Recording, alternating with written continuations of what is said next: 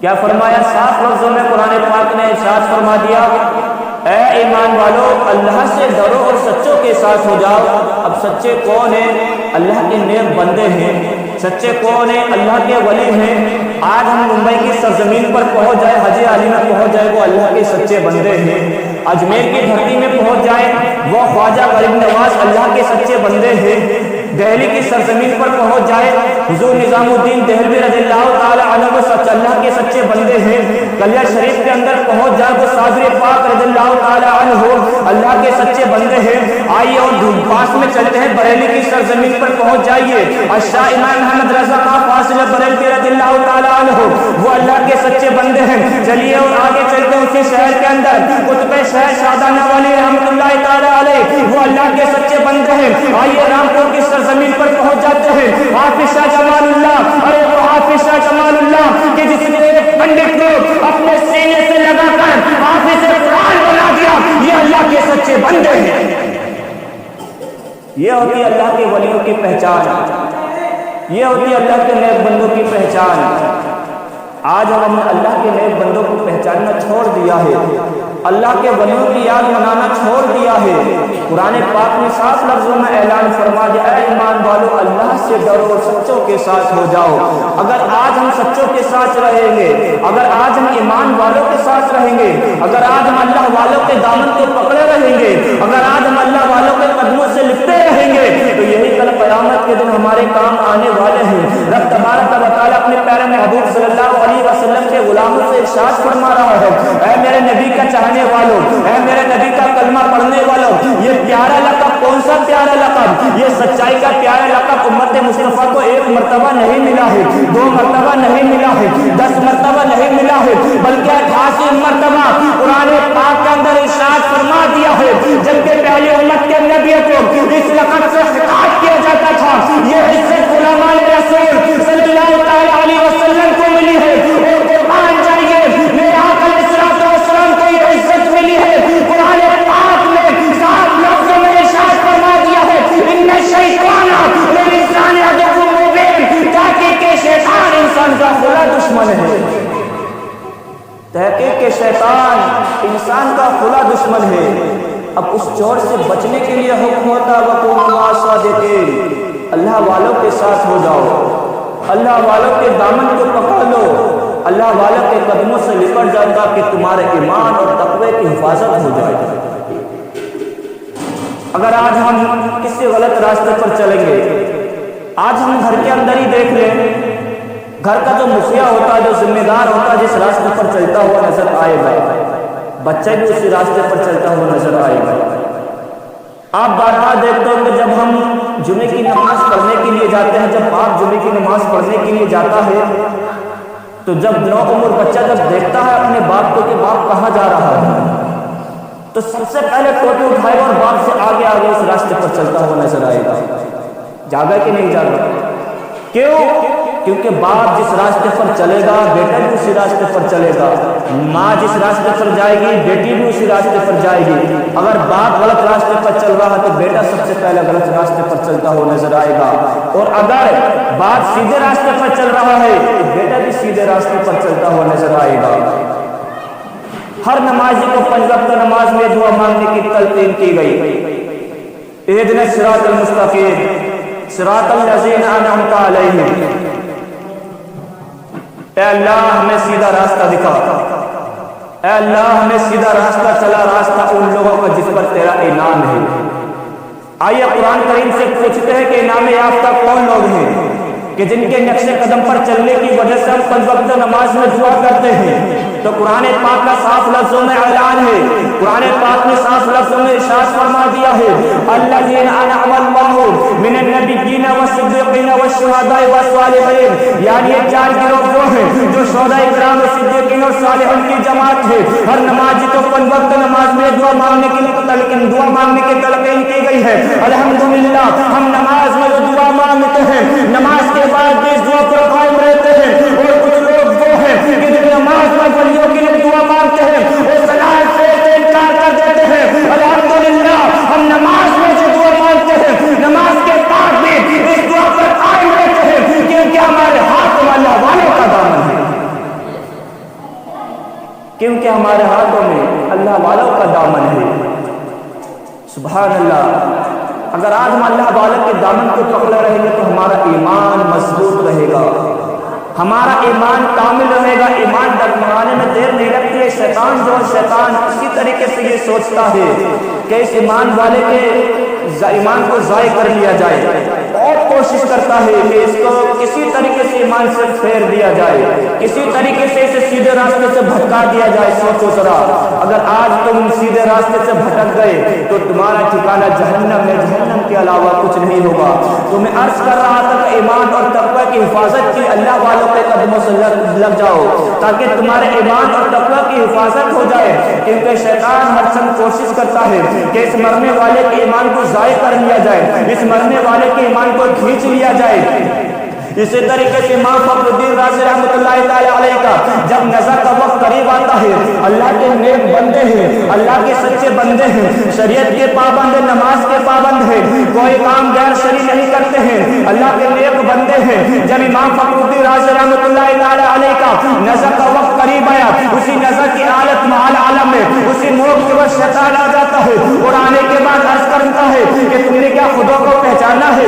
آپ نے عمر بھر مناظرے کیے ہیں کہ آپ نے خدا کو پہچانا، آپ نے احساس فرمایا بے شک خدا ایک ہے، آپ نے اس شیطان نے کہا اس پر دلیل پیش کیجیے گا، کیونکہ شیطان ایسا ویسا شیطان نہیں تھا، وہ شیطان تھا کہ جس نے حضرت آدم علیہ السلام کو ہی بہکا دیا تھا، جو حضرت آدم علیہ السلام کو جنت سے صرف ایک گہن کے دانے کے لیے جنت سے باہر کر دیا گیا تھا، وہ شیطان حضرت آدم علیہ السلام کو احساس بہکا سکتا ہے تو ہم کس کھیت کی مولی ہیں، ہم بھی بیٹھ سکتے ہیں، مگر قربان جائیے امام فخر الدین رازی رحمۃ اللہ تعالی علیہ پر آپ کے ایمان کو بہکانا شروع کر دیا۔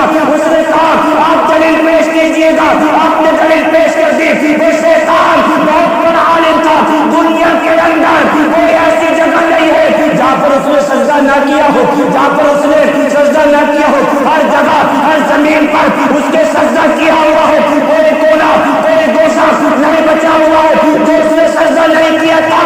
مگر جب امام فخر الدین رازی رحمۃ اللہ تعالی علیہ کا جب ایمان کھینچنے کے لیے گیا تو اس نے کہا اس پر دلیل پیش کیجیے گا، آپ نے دلیل پیش کر دی، اس مردود نے اس شیطان نے وہ دلیل رد کر دی۔ اسی طریقے سے آپ نے کامل امام فخر الدین رازی رحمۃ اللہ تعالی علیہ نے 360 دلیلیں پیش کی، جیسے 360 دلیلیں پیش کی وہ مردود ساری کی ساری دلیلیں رد کرتا چلا گیا اور آپ سب پریشانی میں مایوس نظر آ رہے تھے۔ اب کیا کیا جائے؟ تو آپ کے پیر کامل نظام الدین رحمۃ اللہ تعالی علیہ کہیں دور دراز مقام پر وضو فرما رہے تھے۔ اب دیکھیے کہ میں آپ کے پیر کامل کہیں دور دراز مقام پر وضو فرما رہے ہیں اور امام فخر الدین رازی رحمۃ اللہ تعالی علیہ چار بھائی پر لیٹے ہوئے، وہ اللہ کا نیک بندہ وضو فرماتے فرماتے اپنے مرید کو دیکھ رہا ہے کہ میرا مرید پریشانی کے عالم میں وہی سے ارشاد فرماتے ہیں تو یہ کیوں نہیں کہہ دیتا کہ بغیر کسی دلیل کے رب تبارک و تعالی کو ایک مانتا ہے؟ بتائیے کہ کس وجہ سے آپ کا ایمان بچا، کس کے ذریعے سے آپ کا ایمان بچا؟ آپ کے پیر کے ذریعے سے۔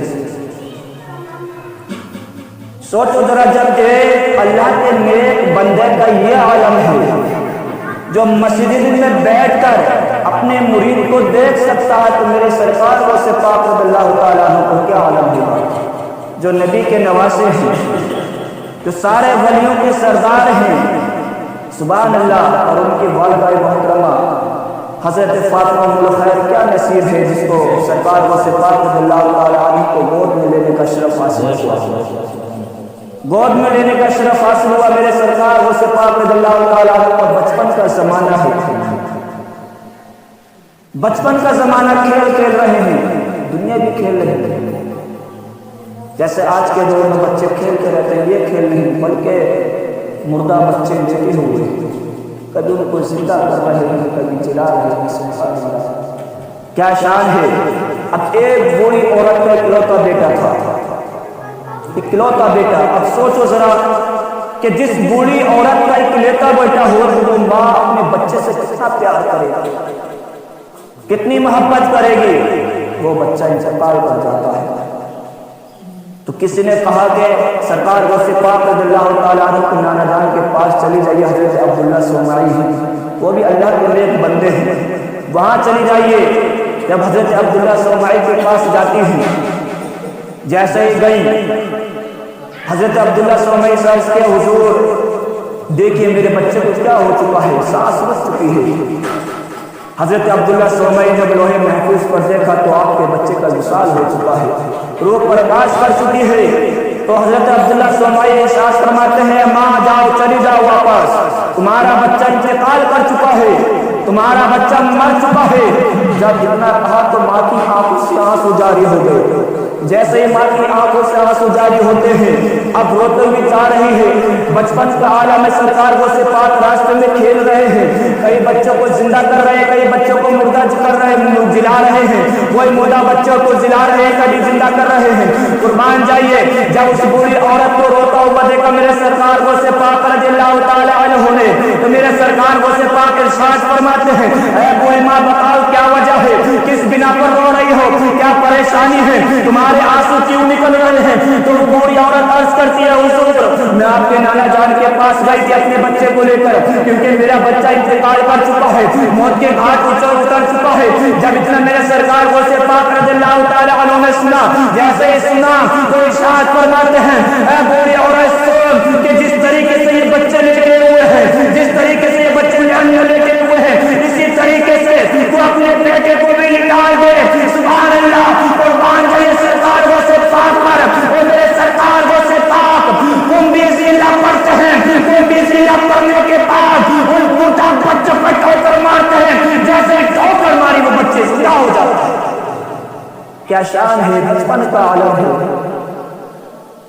نو عمری کا عالم ہے۔ جب یہ ماجرا دیکھا تو کسی نے خبر کر دی کہ آپ کا نواسا مردے بچوں کو زندہ کر رہا۔ حضرت عبداللہ سومائی حیرت میں ہو جاتے ہیں، افسوس کرنے لگتے ہیں کہ بچپن کا عالم ہے، یہ کرامت ظاہر کر رہا ہے۔ اپنا عصا مبارک اٹھاتے ہیں، جیسے سرکار غوث پاک رضی اللہ تعالیٰ عنہ کے پیچھے گئے۔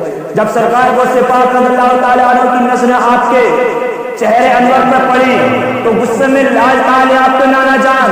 سرکار غوث پاک رضی اللہ تعالیٰ عنہ سوچنے لگے کہ اب خیر نہیں ہے، نانا جان کے ہاتھ میں عصا مبارک بھی ہے، اب میرے خیر نہیں۔ آپ نے بھاگنا شروع کر دیا، جیسے بھاگنا شروع کر دیا آپ کے نانا جان پیچھے پیچھے بھاگے جا رہے ہیں، اور میرے سرکار غوث پاک رضی اللہ تعالیٰ عنہ آگے آگے بھاگتے ہوئے جا رہے ہیں۔ کافی سفر طے کر چکے ہیں، جیسے کافی سفر طے کر چکے قبرستان کے اندر پہنچ جاتے ہیں۔ قبرستان کے اندر جیسے پہنچے میرے سرکار غوث پاک نے ارشاد فرمایا اے قبر کے مردوں تم چین سے سو رہے ہو، ارے میرے نانا جان میرے پیچھے بھاگے چلے آ رہے ہیں، عصا مبارک ہاتھ میں، اپنی اپنی قبروں سے اٹھ جاؤ اور تم بھی میرے پیچھے بھاگنا شروع کر دو۔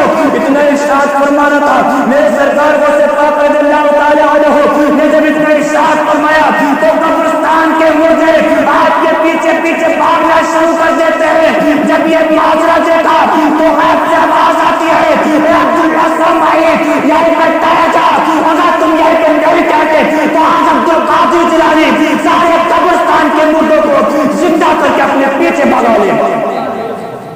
کیا شان ہے میرے سرکار غوث پاک کی، کیا عظمت ہے میرے سرکار غوث پاک کی۔ سوچو ذرا، بچپن کا عالم ہے، بچپن کے عالم میں یہ کرامتیں دکھا رہے ہیں۔ ان کی والدہ بھی کوئی ایسی ماں نہیں تھی، بلکہ وہ ایک بڑی حکام تھی، ان کو سرکار غوث پاک رضی اللہ تعالیٰ عنہ کو گود میں لینے کا شرف حاصل ہوا۔ اور آج کی ماں اللہ ماشاء اللہ سب کی بات نہیں کر رہا، آج کی ماں تو ایسی ماں ہے، ماں کا مرتبہ تو بہت زیادہ ہے۔ اللہ رب العزت کا خود فرمان ہے کہ ماں کے قدموں کے نیچے جنت ہے، باپ جنت میں دروازہ ہے۔ مگر ماں بھی آج کل کی ماں، پہلے جیسے ماں دیکھو جب اپنے بچے کو سلایا کرتی تھی تو سو جاؤ مصطفیٰ کہتے ہیں، اور آج کی ماں بچہ ذرا سا بھی رو رہا ہے تو یا تو گانا سنا رہی ہے یا پھر موبائل ہاتھ میں تھما رہی ہے۔ ذرا سا بھی رونا تو فیشن چل چکا ہے یہ کہ اگر بچہ ذرا سا رو رہا ہے، بچے کا ہاتھ میں موبائل تھما دیا اپنے ایک طرف بیٹھنے والے، تو بتاؤ وہ بچے کا حصے، بچے کا چال چلن کس راستے پر جائے گا؟ بچے کا سب سے پہلا مدرسہ جو ہوتا ہے ماں کی گود ہوتی ہے۔ اگر ماں نے اس بچے کو سیدھے راستے پر چلا دیا تو بچہ اسی راستے پر چلتا ہوا نظر آئے گا، اور اگر اسی ماں نے اپنے بچے کو غلط راستے پر چلا دیا تو بچہ بھی غلط راستے پر چلتا ہوا نظر آئے گا۔ یہ ساری باتیں جو ہمیں ملتی ہے گھر کے اندر سے ملتی ہے۔ گھر کا ماحول ہمارا جس طریقے سے ہوگا، ہمارا گھر کا ماحول جس طریقے سے ہوگا تو ہمارے بچے بھی اسی راستے پر چلتے ہوئے نظر آئیں گے، ہمارے چاہنے والے بھی اسی راستے پر چلتے ہوئے نظر آئیں گے۔ مگر آج کل کی ماں نہیں، کیا کہوں گا، جب شادی میں جاتی ہے شادی میں تو 60 سال 70 سال کی بوڑھی عورت بھی ایسا فیشن کرتی ہیں، لا ماشاء اللہ، سب کی بات نہیں، ہنسنے والی بات نہیں میرے مسلمان، ہنسنے والی جو حق بات ہے وہی کہوں گا، اپنی طرف سے کچھ نہیں کہہ سکتا، شریعت کی بات کہوں گا، شریعت کی بات کہوں گا۔ ارے اب یہ بتاؤ، جب تمہارے قبر کے اندر جب پیر جا رہے ہیں تو تمہیں فیشن کرنے کی کیا ضرورت ہے؟ اور عورت کے لیے تو یہاں تک پردہ آیا ہے، یہاں تک پردہ آیا ہے کہ عورت جو پاجاب پہنتی ہے اس کی کھنک کی آواز باہر بھی نہ جائے بلکہ آواز ہی نہیں ہوئی، یہاں تک آیا۔ مگر آج جب تک پیر کی پیجاب کی آواز نہیں آگی تو پتہ کیسے چلے گا کہ میں چین پہنوں یا پاجاب پہنوں؟ کیا پتہ چلے گا؟ اور جاتی ہیں جب شادیوں میں اللہ ماشاء اللہ دوپٹہ ایک طرف ہوگا، کہیں بعد نہ جگہ جائے، اور اللہ کے پیارے محبوب صلی اللہ علیہ وسلم ارشاد فرماتے ہیں کہ جس عورت کے سر پر دوپٹہ نہیں ہونا تو اس گھر کے اندر رحمت کے فرشتے آتے ہی نہیں۔ ارے جب نبی کے گھر میں فرشتہ نہیں آیا، رحمت کا چلا گیا، دروازے پر کھڑا تھا تو آپ کی بیوی، میرے نبی صلی اللہ علیہ وسلم کی بیوی، جیسے آپ نے قدم مبارک حجرے کے اندر رکھا تو اس گیٹ پر کھڑا تھا، آپ کی بیوی نے اپنے سر سے دوپٹہ ہٹا دیا، پہچان کرنے کے لیے، ویسے نہیں کہ یہ شیطان تو نہیں ہے، شیطان ہوگا تو نہیں جاگا، اور اگر اللہ کا رحمت کا فرشتہ ہوا تو چلا جائے، جیسے دوپٹہ ہٹایا وہ رحمت کا فرشتہ چلا جائے۔ اب یہ سوچیں گھر کے اندر ہے، ہم گھر کے اندر کون دیکھ رہا ہے؟ ہمارے بھائی نہیں، ہمارے باپ نہیں ہے، گھر کے اندر یہ بتائیے، گھر کے اندر بھی اگر رہے تو سر پر دوپٹہ ضرور ہونا چاہیے، کیونکہ جس گھر کے اندر عورت پر دوپٹہ نہیں ہوگا اس گھر کے اندر رحمت کے فرشتے نہیں آ سکتے۔ وہ واقعہ سنا حضرت ابراہیم علیہ السلام کا، جب آپ کو اس میں ڈالا جا رہا تھا آگ میں، تو رسہ کھینچنے کے لیے اللہ کے فرشتے آئے تاکہ ہم اللہ کے پیارے محبوب کی مدد کر سکیں۔ اب ان لوگوں نے جو دشمن تھے آپ کے، ان لوگوں نے کیا معاملہ دیکھا کہ رحمت کے جو فرشتے ہوتے ہیں نا وہ عورتوں کو اگر بندہ سر دیکھ لے تو چلے جائے گا، تو انہوں نے اپنی سارے کنبے کی اپنی ساری لیڈیزوں کو بلایا، کہنا بغیر دوپٹے کے لایا جائے، جیسے بغیر دوپٹے کے لایا گیا، رسہ کھینچا گیا، تو آپ جو آپ کی مدد کرنے کے لیے آئے تھے تو وہ رحمت کے فرشتے چلے۔ مگر اللہ جس کو بچانا چاہے اس کو کون مار سکتا ہے، اور جس کو اللہ مارنا چاہے اس کو کوئی بچا بھی نہیں سکتا۔ میں جب ممبئی گیا تھا، ہم 4 لوگ تھے، تو پیچھے تو ایسا لگتا ہے، شرمانے والی بات کو ایسا لگتا ہے کہ کوئی جوان جا رہا ہے، جب آگے دیکھتے ہیں تو بالکل ایسا لگتا ہے جیسے داڑھی کی صفائی، چھریاں لٹک گئی، قبر میں پیر جا رہے ہیں، کیوں؟ کیا وجہ ہے؟ آج ہم پریشان رہتے ہیں، یار ہم پریشان ہیں، ہم دقت میں ہیں، ہمارا کاروبار نہیں چل رہا، کاروبار چلے گا کیسے؟ پریشان ہم کیوں نہیں؟ جب ہم نے نبی کی سنت پر عمل کرنا ہی چھوڑ دیا، نبی کی سنت کو سجانا ہی چھوڑ دیا، نبی کے نقش قدم پر چلنا ہی چھوڑ دیا، ان کے باتوں پر عمل کرنا ہی چھوڑ دیا، تو ہم پریشان ہوں گے کیوں نہیں؟ ہمیں پریشان ہونا ضروری ہے۔ اگر آج ہم پریشان نہیں ہونا چاہتے ہیں تو اللہ کے پیارے محبوب صلی اللہ علیہ وسلم سے محبت کریں تو ہماری ہر پریشانی حل ہو جائے گی، ہماری دقتیں حل ہو جائیں گی۔ جو گھر کا مکھیا ہوتا ہے، اگر گھر کا مکھیا اپنے گھر والوں کو اگر کر رعایت میں رکھے گا تو کیوں نہیں مانیں گے؟ روٹی کے لیے تو ایک دم کیا جاتا ہے کہ روٹی جل کیوں گئی، ایک دم بھاگ جاتا ہے اوپر کو، چڑھ جاتا ہے، یہ اس میں نمک نہیں ہے، آج اس میں یہ نہیں ڈالا، اس میں وہ نہیں ڈالا۔ جب ہماری بہن گھر سے بے پردہ نکلتے تب نہیں دکھتا ہے تجھے، جب ہماری بہن بے دوپٹہ نکلتے تب نہیں دکھتا ہے تجھے، جب ہماری بہن، ہماری ماں یا ہماری بیوی جب گھر سے باہر نکلتی ہے، ناکا پڑکا نکلتی ہے، اس کو دیکھنے کے لیے جا رہی ہے۔ یار یہ تو بتاؤ مجھے کیوں بیچ رہے ہو؟ گھر کے اندر اگر روٹی ہماری جل گئی تو تم اینٹے پھرو، ڈنڈا کھائے پھرو اسی بہن پر، اسی بیٹی پر، اسی ماں پر۔ تو تمہیں یہ بھی نہیں دکھتا ہے کہ بغیر پردے کے ہماری بہن باہر جا رہی ہے؟ تمہیں یہ بھی نہیں دکھتا بغیر دوپٹے کے ہماری بہن جا رہی ہے؟ تمہیں یہ بھی نہیں دکھائی دیتا کہ ہمارے بہن کتنے بھاری کپڑے پہنی ہے؟ کیوں نہیں دکھائی دیتا ہمیں؟ آج دیکھنا چاہیے کہ ہمارے گھر کا ماحول ہے۔ اور آج میں دعوے کے ساتھ کہہ سکتا ہوں، اگر آج ہم نے گھر کی ذمہ داری سنبھال لی، گھر کے ماحول کو سنبھال لیا، تو ہمارا گھر کا ماحول سدھر جائے گا۔ سب کی بات نہیں، صرف اپنے گھر کا انسان اپنے گھر کی ذمہ داری اگر لے لے تو اس کی بات کر رہا ہوں جو گھر کا ذمہ دار ہے۔ بات بہت لمبی ہو جائے گی الحمدللہ۔ میرا کہنے کا مقصد یہ ہے کہ آج کا ماحول کتنا نازک ہو چکا ہے، ہم ابن صراط المستقیم پر ایسے بھٹک چکے ہیں، سیدھے راستے پر چلنے سے بھٹک چکے ہیں۔ کیوں؟ کیونکہ ہم نے غیروں کی زنجیروں کا پٹا ہم نے اپنے گلوں پہ ڈال دیا ہے، غیروں کی غلامی کرنا ہم نے شروع کر دیا ہے۔ تو ایسا نہ کیجیے گا۔ اللہ رب العزت سے دعا ہے کہ میرے کہنے میں اور آپ کے سننے میں جو بھی اللہ واقع ہو گئے ہیں اس سے معاف فرمائے۔ استغفر اللہ ربی من کل ذنب واتوب الیہ۔